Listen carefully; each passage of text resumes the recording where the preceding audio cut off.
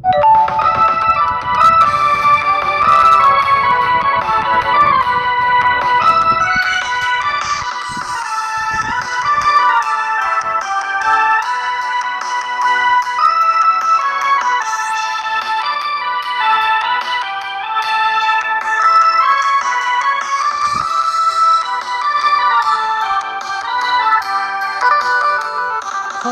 ฝากสักเนียงเสียงเพลงนี้กับสายลมให้สาวแก้วกลมสาวตาคมแห่งสวรรค์ได้มีเสียงสาวอย่าได้ลืมกันจังเข้าใจหากันก็ยังฝันผูกพันผูกใจอาจจากน้องมาก็เพียงแค่หากจะยา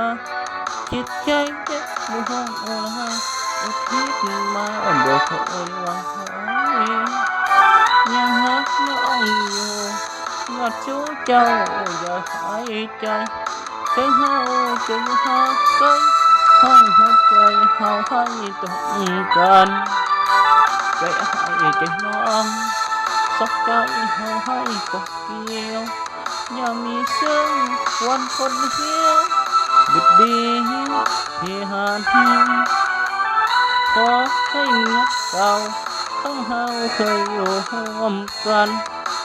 ดังในค่ำคืนนั้นที่เฮาสองหากันสุด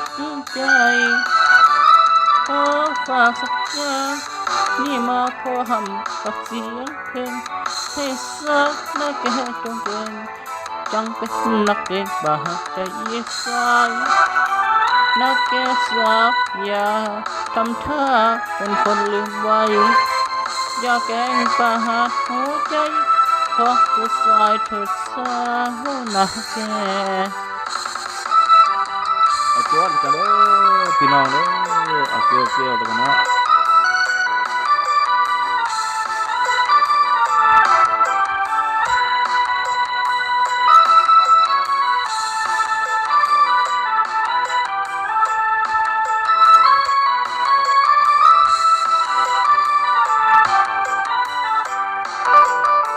ใจอ้ายใจน้อง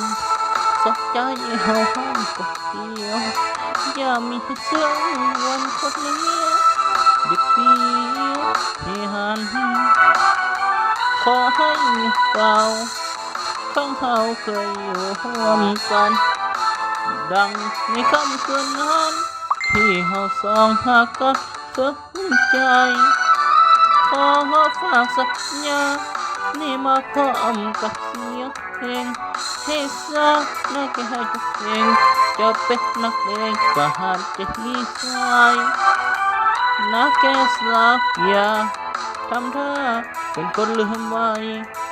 อย่าแกล้งประหารหัวใจขอผู้ชายเถิดสาวนักแก่